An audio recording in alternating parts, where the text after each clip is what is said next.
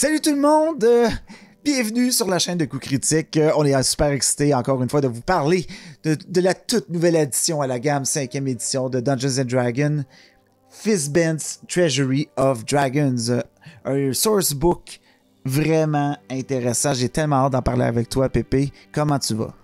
Ça va numéro 1, Francis, puis je suis très content de pouvoir jaser de ce livre-là avec toi parce que, outre peut-être le livre d'Arwen Luff, ça doit être le livre que j'attendais avec vraiment énormément d'impatience parce que j'avais adoré le Draconomicon de la 3.5 ou 3, là, je sais plus c'était laquelle des versions, là, mais de la 3 ou 3.5 de l'époque, là, j'avais adoré ce livre-là, je le dévorais comme un livre de conseils de lore, fait que j'étais comme genre curieux, mais en même temps un peu stressé de voir qu'est-ce qu'il allait se trouver dans ce nouveau livre de Donjons Dragons. Ouais. Donc, merci beaucoup à Wizard of the Coast encore de nous faire confiance, de nous envoyer ces copies-là en avance pour qu'on soit capable de vous livrer cette vidéo alors que la sortie est, dans le fond, aujourd'hui pour vous. Fizban's Treasury of Dragons, qui est prévu pour le 21 octobre, je crois. C'est ça? Une semaine, 21. Alors, en fait, normalement, il était prévu pour demain. Puis finalement, c'est une semaine plus tard. Fait que c'est le 26. Il était prévu le 19, mais maintenant, c'est le 26. Ah, ok. Bon, donc, le 26 octobre. Un livre vraiment consacré à l'univers des dragons. Dragon est quand même dans le titre du jeu. Mais ça faisait longtemps qu'on n'avait pas parlé comme ça, d'avoir consacré un ouvrage complètement à eux.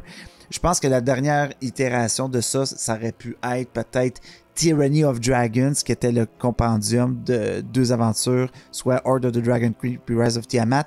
Puis on va se dire, c'était un livre où il y avait des dragons, mais où il était vu quand même en surface beaucoup, alors que la vedette était vraiment Tiamat là-dedans. Fizban's Treasury of Dragons permet d'une ouverture vers tout l'univers qui concerne les dragons. Puis comme on a fait dans toutes nos autres chroniques, ce qu'on va faire, c'est qu'on va passer un chapitre à la fois, vous donner nos impressions en fait de ce qu'il contient. Mais d'un ordre général, Pépé, Fizban's Treasury of Dragons, comment t'as trouvé ça? Ma première impression, c'est que je me rappelle jamais du titre de ce livre-là. J'aurais pas dire genre Fizban ou Fizbran. Je veux dire que c'est pas un personnage que je connais vraiment, même si je sais qu'il provient de Dragonlance et qu'il est très populaire. Ma première impression, c'est ouais, vraiment, j'ai beaucoup aimé ce livre-là. J'ai énormément apprécié. Je pense que chaque chapitre avait son moment qui m'a fait comme ah, ok, ouais, c'est vraiment cool. C'est vraiment cool. C'est du jus pour des aventures. C'est du jus en termes de possibilités de roleplay. C'est du jus autant pour les DM que pour les joueurs. Il y a une section qui. C'est sûr, je pense qu'un DM va y trouver plus son compte pour une construction d'histoire.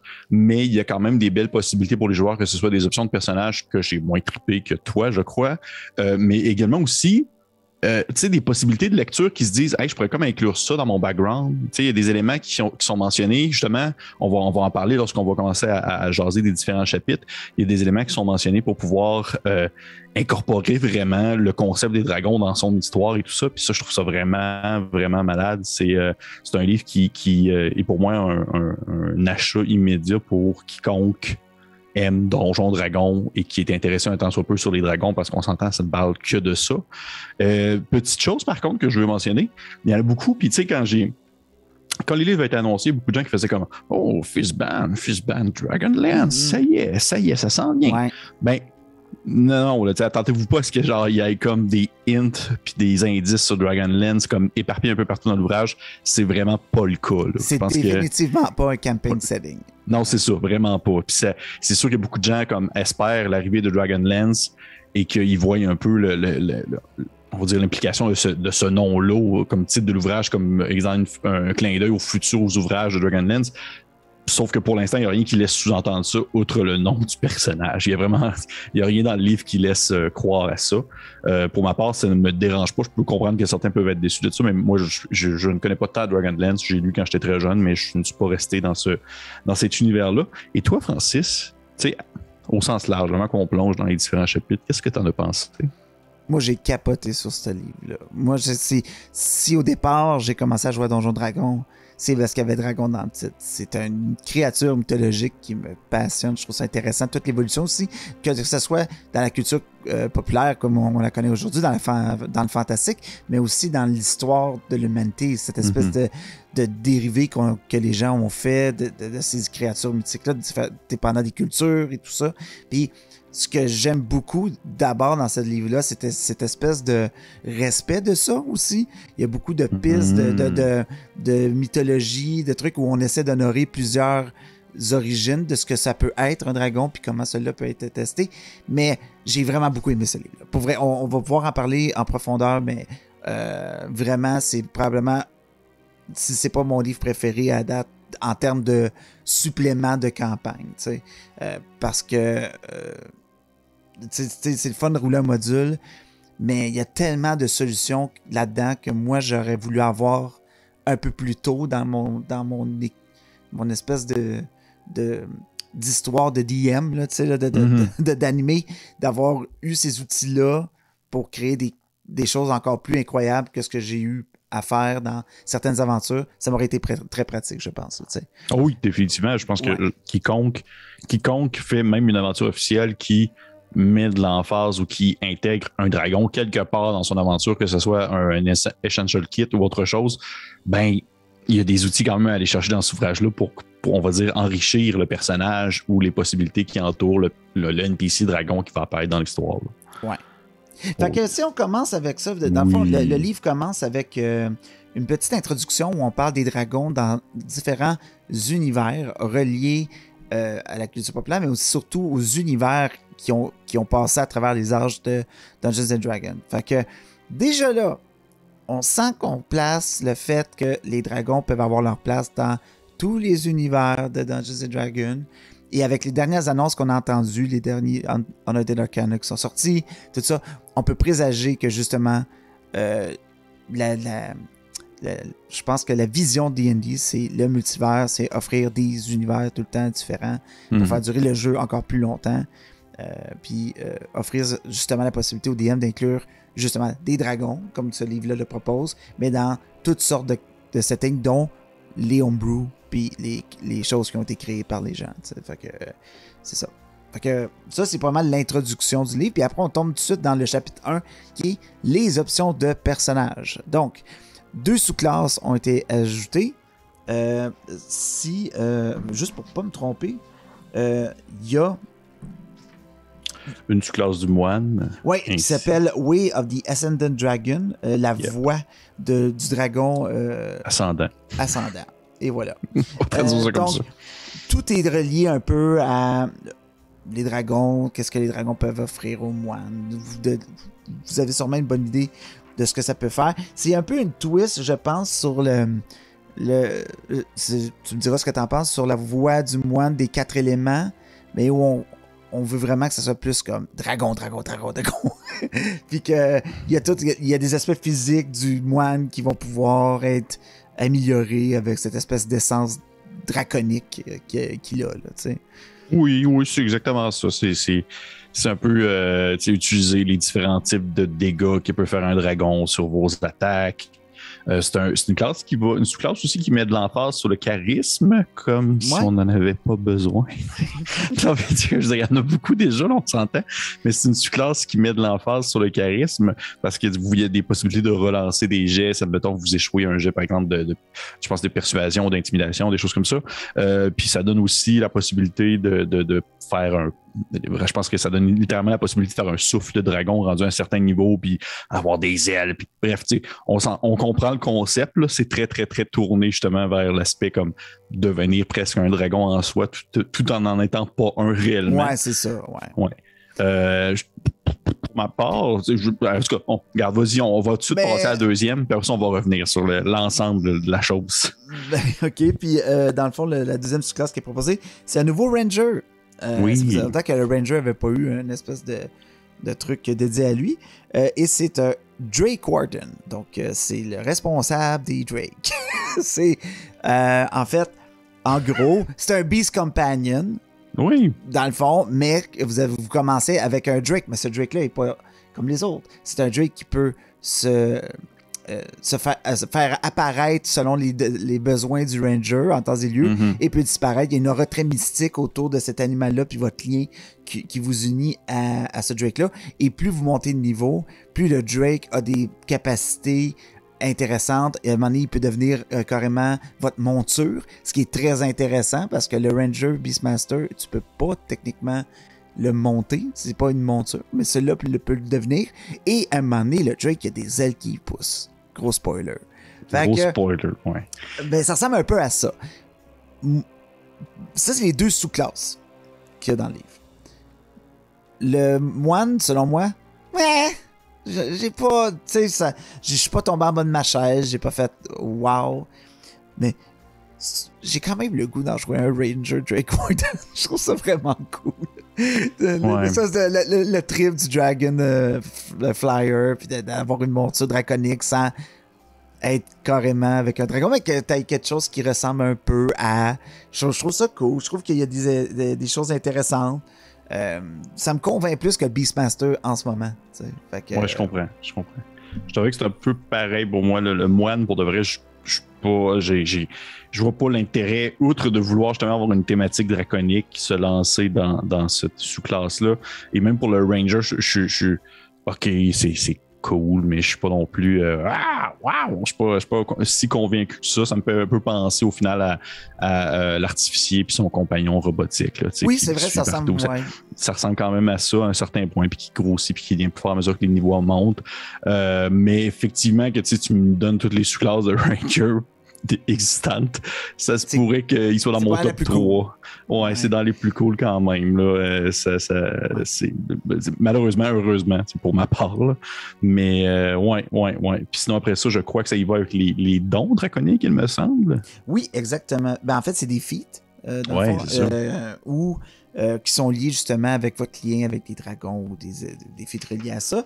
Et c'est pas mal ça. Dans le fond, au niveau des personnages. Sans la magie, bien sûr. Oui, mais là, on embarque dans la magie. On embarque. Chapitre 2, Pépé, la magie draconique, qu'est-ce que tu en penses? Ça, c'est cool pour de vrai. C'est cool, mais tu sais, au final, ça revient encore un peu au concept de vouloir incorporer l'identité draconique au sein du personnage. C'est toute la magie qui va être, dans le fond, qui va vous permettre de pouvoir vous transformer en dragon, faire pousser des ailes, lancer un jet quelconque et des choses comme ça. Mais je sais pas, tu vas peut-être pouvoir répondre à ma question, mais je sais qu'à un certain moment donné, ils font mention du fait que certains sorts draconiques, c'est presque comme si c'était un cadeau qui est donné de la part des dragons au lieu d'être vraiment comme un apprentissage magique. Puis ça, je trouve ça cool, par exemple. Ça, je suis vraiment comme genre, oh shit, ça c'est hot. Puis ça se lie justement avec une autre partie du livre où on parle justement ces liens-là qui peuvent être développés avec votre party puis un dragon. T'sais, toutes les différentes façons que ça peut être fait. Dans les Magic Spells, il y a des choses cool, mais il y a aussi des items magiques. Il n'y en a pas beaucoup, mais il y en a.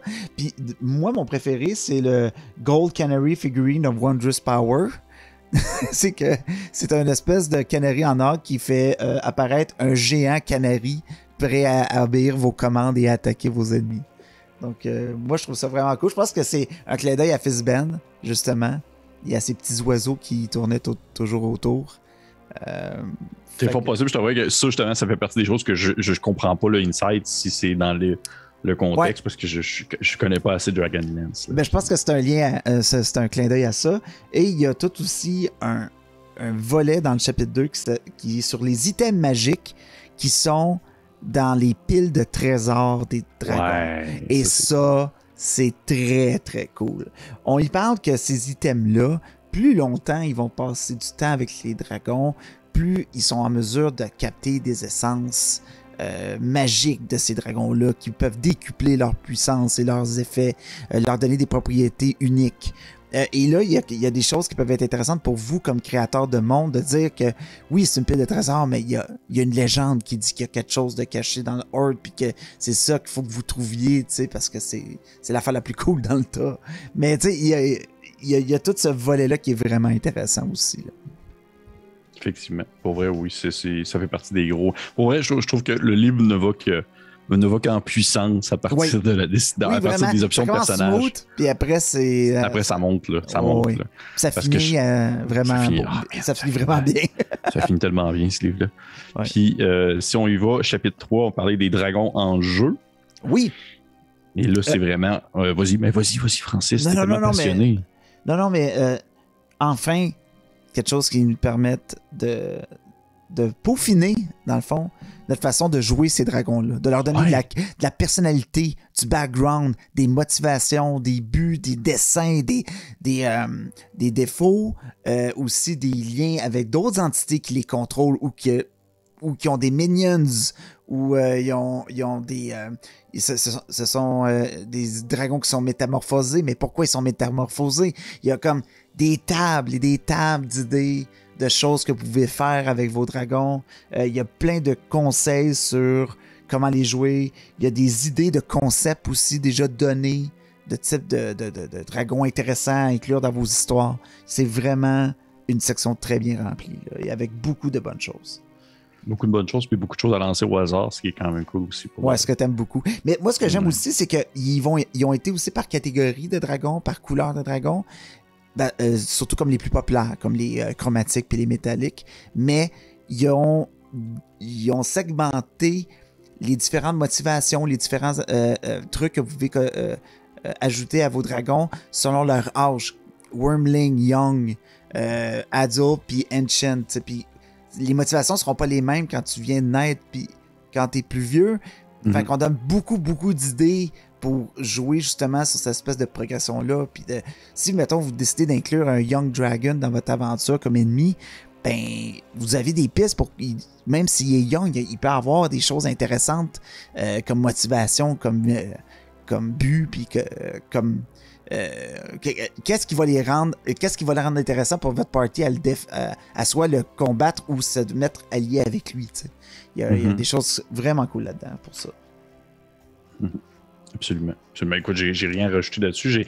Au final, c'est un livre que j'ai tellement peu d'éléments à mentionner au point que je trouve tout a sa saveur et tout a sa qualité à un certain niveau. Là. Fait que c'est seulement utile que ça soit justement, où tu le mentionnes, aux différents âges, ou même comment percevoir le dragon comme étant soit un monstre, comme un rival, comme un patron même, à la limite, dans une game avec des warlocks, que comme quelqu'un qui va justement vous engager. Et c'est comment, on va dire, interpréter puis vouloir intégrer la vision, je veux pas, que D&D possède par rapport au dragon dans ses parties, mais tout en offrant justement les différents outils nécessaires qui vont vous permettre de donner quand même votre saveur, la saveur que vous voulez à ces créatures-là, via justement différentes tables, différentes possibilités. Et juste pour ça, c'est tellement cool. C'est dense. Il y a du texte quand même dans ce livre-là aussi. Là. C'est pour ça que ça me fait penser au guide de Ravenloft. Là. Ça arrête jamais de jaser.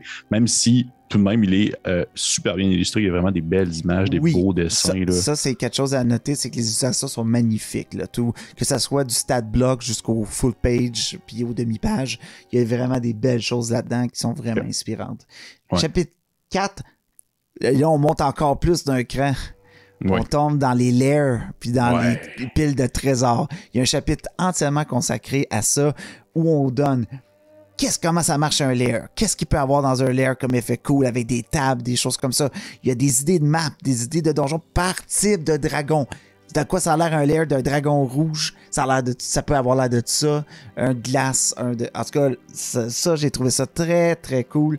Pour les gens qui aiment dessiner des maps, se créer vraiment leur monde puis leur conception, ben là, vous pouvez y aller avec une ligne directrice de OK, j'y vais vraiment pour respecter le monstre, mais après, je peux faire aller ma créativité sur qu'est-ce qu'il y a dedans, puis de quoi il a l'air, en gardant cette espèce de lore-là vraiment solide, là, tu sais. Moi, j'ai trouvé ça très, très cool. Puis c'est un aspect que, tu sais, j'avais pas pensé non plus, là, on fait, oui, le lair, tu sais, on trouve ça intéressant quand tu joues dedans, mais la conception d'un bon lair, c'est quoi, tu sais, puis comment tu fais pour que ça soit challenging, mais en même temps, que les joueurs font « wow », tu sais, « ah ouais, ok, je m'attendais pas est-ce qu'il arrive ça, parce qu'on est dans son antre, puis que... Ou juste sa pile de trésors, qu'est-ce que ça peut être?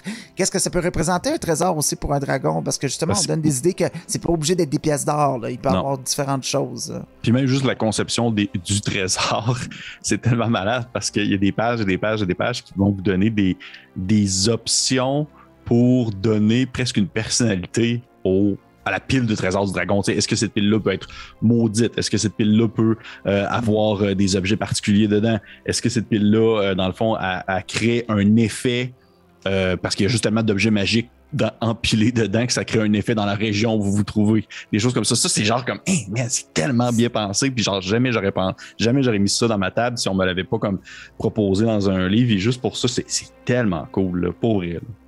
Ouais. Ça, c'est vraiment... un beau chapitre puis qui va donner du jus à beaucoup de choses, beaucoup de monde. Et on parle aussi, il y a beaucoup de notions aussi sur les connexions entre les dragons et leur environnement, mais aussi les joueurs, puis tout ça dans ce côté-là qui peuvent être vraiment intéressants pour les DM qui font comme, OK, par exemple, j'ai un Draconic Sorcerer, puis lui, il dit que son dragon, c'est ça. Ben, il y a là-dedans, il y a plein de pistes pour pouvoir concevoir justement le lien avec votre joueur, tu sais, à le feeder sur des trucs pour son background ou lui proposer des surprises auxquelles il ne s'attend pas grâce à ces outils-là dedans. Là. C'est vraiment, vraiment intéressant. Et ensuite, chapitre 5, le Draconomicon, finalement, qui vient à proposer de créer des dragons dans les dragons qu'on connaît très bien, surtout pour commencer, les gros classiques, que ce soit les noirs, les bleus, les bronzes et tout ça. Créer, bien sûr, les aventures qui peuvent tourner autour de ces dragons-là. Créer encore une fois, des lairs pour voir, qui sont spécifiques aux différents types de dragons. Même les trésors aussi qui sont spécifiques aux différents types de dragons. Et aussi tout ce qui entoure la légende du concept des dragons. Et là, on en vient où est-ce que c'est un gros segment où on y va un type à la fois avec des belles maps qui vont démontrer à quoi va ressembler, on va dire, l'antre typique d'un dragon bleu ou l'antre typique d'un dragon blanc. Un peu à la manière des Volo Guide to Monster, où est-ce que dans le fond, il faisait une décortication d'une espèce, comme les flageolants de manteau, puis là, il décrivait un peu comment est-ce qu'il vivait et tout ça. C'est sensiblement la même chose, mais avec les différents types de dragons. Mais là, il ne s'arrête pas simplement aux dragons qu'on connaît, bien sûr, il s'en va aussi dans les dragons de gemmes, je crois. Les dragons de gemmes, qu'on va traduire en français comme ça. C'est-à-dire, améthyste, saphir, même des dragons d'ombre ou même des dragons de topaz, des choses comme ça. On va dans les Great Wyrmlings aussi, on parle d'une espèce de différentes sortes de créatures qui sont des dragons, qui sont de la famille des dragons, mais qui extrapolient de l'espèce de hiérarchie qu'on connaît de justement Wyrmling, Young, Ancient. Puis encore une fois, une tétrapluie on va dire, de tables aléatoires pour créer les connexions qu'ils vont avoir entre ces dragons-là, créer aussi justement leur trait de personnalité. Leur trait de personnalité, les aventures qui pourraient justement être balancées en lien avec tel type de dragon. Et moi, un truc que j'aime beaucoup des maps qui sont présentées, c'est qu'elles sont utilisables pour rien simplement dans le sens que sont quadrillées, sont vraiment ça sur ta devant tes joueurs puis c'est prêt là. C'est prêt puis sont belles, sont complètes. T'as genre paf, t'as une map d'un dragon de bronze, that's it. Puis là tu l'as puis t'as juste besoin de lire un peu sur le segment parce qu'il va y avoir des spécificités. Autant il y avait la section du chapitre avant où est-ce qu'il proposait différents éléments en lien avec l'antre du dragon. Autant là, on va avoir des éléments qui vont être spécifiques aux différents types de dragons qui vont dire comme par exemple, genre checker au hasard, là, le Brass Dragon, ben, ils vont dire que un additional layer action, c'est exemple une action qui va être supplémentaire qui va être disponible dans l'antre de ce type de dragon-là, ben, ça va être par exemple une tempête de sable qui va dans le fond obstruer la vision de tout le monde sur 120 pieds. Juste des petites choses comme ça qui, pour moi, est tellement des beaux outils pour créer des moments qui sont mémorables et qui sont spécifiques à ce que vous vous apprêtez à rencontrer. Dans le sens que pour moi, là, je vais vraiment faire comme genre, hey guys, quand on a été voir comme le Brass Dragon dans son antre, là, ça a été vraiment, vraiment quelque chose d'unique. Parce que si on revit la même chose mais avec genre tel autre dragon, ça va absolument pas être la même expérience. Non, puis juste pour ça, je trouve ça, regarde, je leur lève ma calotte. Je leur lève ma calotte. Pour ceux qui l'écoutent en visuel, là, je suis vraiment complètement conquis par ce segment. Là. Ça me donne tellement d'idées. Ça donne le goût de faire une game qui est comme orientée là-dessus. Là. Oui, mais la plus grosse force du livre, c'est que ça donne le goût de mettre les dragons de l'avant, alors que... Oui, vraiment. Je veux dire, ils ont... dans tous les derniers modules que D&D a sorti, ils essaient de placer des dragons quand même dedans. Ça fait partie du brand. Fait que une aventure pas de dragon, c'est comme une forêt sans écureuil. C'est comme une... Une forêt sans écureuil. Oui, mais mais ça donne vraiment le goût de les mettre. On ne se sent pas obligé de les mettre dans l'histoire parce qu'ils sont dans l'histoire. On a le goût de leur faire de la place puis de les rendre vraiment mémorables. C'est la plus grosse force du livre, selon moi. Chose que tu as dit, tu as parlé des dragons de gemmes, puis on a oublié un segment de la création de personnages. Oui. On a redivisé le Dragonborn. En fait, on a donné des options de Dragonborn maintenant. Donc, ça avait déjà sorti dans un Unlimited Arcana, vous ne ferez pas le saut, mais on a séparé les dragons métalliques, les dragons chromatiques, puis les dragons de gemmes. Ils ont toutes des spécificités intéressantes qui peuvent être... qui peuvent peut-être aller chercher vos joueurs plus. Ils ont des options puis des espèces de trucs dus à leur héritage qui est comme qui leur donne des bonus supplémentaires à un simple Dragonborn, mettons. Oui, il y en a qui vont qu'il y avait avant, ouais. Développer des ailes ou d'autres choses. Mais as-tu remarqué qu'ils ont changé, ça je l'ai remarqué, ils ont changé dans le fond les dégâts du souffle. Breath Weapon, ouais. Au lieu d'être 2d6, c'est rendu un d10. Ouais. Puis il augmente à mesure que un certain niveau devient plus fort. Puis il y a aussi de différents formats selon le type de dragon que t'es. Il y en a qui vont être en cône, il y en a d'autres qui vont être en ligne. Ouais. Et non, mais ça permet d'avoir une certaine originalité côté Dragonborn, parce qu'on s'entend que dans le livre de base, ben, c'est un Dragonborn, puis c'est tout. Il n'y a rien d'autre, là. Il n'y a pas de il a l'air d'un gros... oui, il y a du charisme, je pense, puis ils ont une meilleure constitution, mais c'est pas incroyable. Ça s'arrête après niveau 3, leur habileté, puis on oublie ça. Là, ça donne vraiment du jus pour leur créer une espèce de prestance, puis des choses qui peuvent les rendre vraiment uniques, là. Puis j'aime parce que si tu as 15 sortes d'elfes, puis que tu sors un livre puis que tu as autant de sortes de dragons, tu sais, il faut qu'il y ait au moins de la diversité au niveau des options de personnages pour ce qui est de jouer un Dragonborn dans un monde où les dragons sont une aussi grande force de la nature, tu sais. Selon moi, c'est une bonne idée d'avoir revampé ça puis d'avoir ajouté ces éléments-là. Puis là, je pense qu'on tombe dans notre section préférée du livre. Oh man! Le bestiaire. Le bestiaire. Le bestiaire qui me faisait aussi penser justement à la section des différentes créatures dans le Draconomicon des éditions précédentes. Là. C'est des créatures et des créatures et des créatures qui tournent toujours autour des dragons sans pour autant être exclusivement des dragons. Ouais. Et ça aussi, c'est cool. Moi, ce que j'ai beaucoup aimé, c'est que on nous ajoute des idées de minions, des espèces d'idées d'acolytes de dragons qui peuvent être intéressantes à mettre comme... Puis on parle de créatures complètement nouvelles, puis complètement imaginées. Oui. On donne vraiment des trucs très, très cool que j'ai fait comme « Oh, ouais! Oh, ouais! » Tu sais, il y avait des monstres que j'étais « Oh mon Dieu, c'est tellement cool, là! » C'est tellement une bonne idée. Mais je veux pas donner de spoilers, là, mais... tu sais, on peut en nommer 2-3, là, genre un Eye Drake, qui est comme un Builder Dragon, là, je sais pas si tu l'as vu passer, là. Il y a le fameux dragon / Mind Flayer aussi. Là. Ça, je pense que c'est terrible. C'est la pire chose. En termes de genre d'horribles créatures, là, celui-là va me faire des cauchemars parce que, tu sais, spoiler alert, mais genre, lui, il est comme son souffle vous transforme en Mind Flayer. C'est comme s'il vous pitchait plein de verres sur vous. Puis que ces verres-là rentraient en vous, puis ça vous transformait. C'est vraiment fou raide dans la tête. Pour vrai, là. Mais c'est sûr que... pour une idée, par exemple, de Minions, tu sais, je montre ici le Draconians. C'est qu'on parle que, oui, il y a les Dragonborn, mais il y a comme d'autres créatures à aspect dragon, de forme peut-être semblable à humanoïdes, qui sont tout dépendants de leur lien avec tel ou tel type de dragon. ont certaines formes différentes. Puis ça peut être justement des colonies, puis des espèces de clans qui sont sous un dragon, puis que vous pouvez inclure dans votre histoire comme des NPC autant que comme des ennemis vraiment redoutables. Il y a de la grosse job à aventurier là-dedans, là, on va se le dire. Ah oui.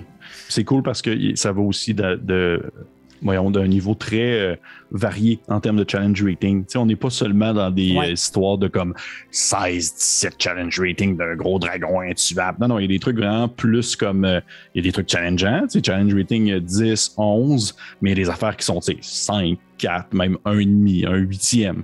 Il y a de tout. Il y a absolument de tout. Puis comme je le dis, à la toute fin, à la dernière page, il y a bien sûr le challenge rating qui est présenté, mais il y a aussi dans le fond on va dire la division des différents types de créatures qu'on retrouve dans le livre pour montrer qu'il n'y a pas juste des dragons, il y a des élémentales, humanoïdes, monstruosités, des oozes, même des undead. Des dragons fantômes. Des dragons fantômes. Il y en a un, je pense que c'est l'élémental, c'est genre un souffle de dragon qui a pris vie et qui est devenu comme une entité en soi, qui est devenu comme s'il était intelligent. C'est comme, t'es juste comme, oh shit, man, c'est tellement hot. Je veux tellement comme mettre ça dans ma game parce que c'est tout ce qu'un dragon peut apporter en termes on va dire, de possibilités. C'est que on a l'image de la créature qui, justement, va être tellement complexe et complète dans sa compréhension que ça nous dépasse puis que tout peut se passer avec un dragon. C'est ça qui est vraiment malade et c'est ce que je trouve qui manquait un peu dans les précédents livres et que là, maintenant, ils nous le donnent dans les mains. Là. Ouais. Il y a un horde mimique. Mais là, on peut switcher de... On peut finir, dans le fond, on peut conclure avant qu'on dise tout est bon ce qu'il y a dedans. Là. On va pour vrai, moi, j'ai adoré ce livre-là. Je le conseille à tous les DM. Pour vrai, si vous aimez Donjon Dragon, vous allez aimer ce livre-là. Ça va vous donner des outils, ça va vous donner des tables à rouler pour des pistes narratives, ça va donner des nouvelles options à vos personnages, ça va donner des motifs, surtout des buts, des trames narratives à pas seulement des dragons, mais à des personnes influencées par des dragons, puis des personnes sous le joug de dragons. Bref, il y a vraiment, vraiment beaucoup de stock. Puis c'est le fun, les dragons. C'est le fun. On joue un peu à Dungeons & Dragons. Ben oui, c'est un peu ça le concept. On espère en rencontrer un moment donné. Puis pour mon mot de la fin, je te dirais que on en avait parlé auparavant, puis on en parle, là, puis on en jase, puis je pense que je vais le dire. Je pense que j'ai préféré ce livre-là à celui de Ravenloft. Jusqu'à maintenant, Ravenloft, c'était mon livre préféré, le Van Richten. Sauf que maintenant, c'est celui des dragons parce que justement, Ravenloft m'avait vraiment charmé, mais il m'avait excessivement déçu pour son bestiaire que je trouvais comme très peu original. Alors que là, c'est complètement le contraire. Là. Le bestiaire, là, il est fou raide dans la tête. C'est né que idée par-dessus idée, puis je fais juste regarder les images, puis ça me donne genre tout de suite des images puis des descriptions, puis ça me donne tout de suite comme genre une aventure, un one-shot d'un soir ou même un début de campagne. Oui, là. Fait que, ouais, vraiment. Merci must. beaucoup. Un must. Merci beaucoup, Pépé, pour avoir lu ça en même temps que moi, puis vomir notre amour des dragons dans écoute, ça me fait plaisir. Je suis vraiment content d'en avoir parlé. C'est vraiment bon. Allez-y, sautez là-dessus. Donc, Fizban, Treasure of Dragons, on vous encourage à l'acheter dans un magasin indépendant québécois. Sinon, disponible, c'est sûr, dans toutes les boutiques en ligne qui vendent des livres là, de Donjons & Dragons. Mais aussi, il est disponible sur D&D Beyond. Il va être disponible à la même date de sortie que la version papier qu'on a dit. C'était le 28 octobre. Donc, 26. Au moment où vous écoutez... 26. 26 octobre. C'est pas grave. Le 26 octobre. Pour le lire, dans le fond, il va être disponible en version digitale, dans le fond, au même moment. Merci encore à Wizard of the Coast de nous avoir procuré les copies pour faire cette critique. On n'est pas payé pour faire ça. Ils nous envoient des livres, puis nos opinions sont vraiment les nôtres. Oui. On n'a pas peur de chialer quand on trouve pas ça bon. Puis ça, c'est bon. De toute façon, il ne parle pas en français, il ne pourrait pas le savoir, on dirait être la merde, puis il ne saurait pas. Sauf que pour de vrai, c'est vraiment bon, tu sais, je veux dire. Fait que c'est ça. On vous invite à commenter la vidéo et nous dire est-ce que vous allez faire l'achat de Fizban? Est-ce que vous tripez autant que moi qui a dit c'est vraiment écœurant, qui s'est comme époumoné dans cette chronique sur les dragons? Est-ce que vous aimez ça autant que moi? On vous invite à nous suivre sur Facebook, Twitter. N'hésitez pas à vous abonner à la chaîne si vous ne l'êtes pas déjà. Vous pouvez cliquer sur la petite cloche pour être au courant de toutes nos nouvelles vidéos. On a une campagne qui s'appelle Obélien. Il n'y a pas encore de dragons, mais qui sait? Bye tout le monde. Merci beaucoup. Bye.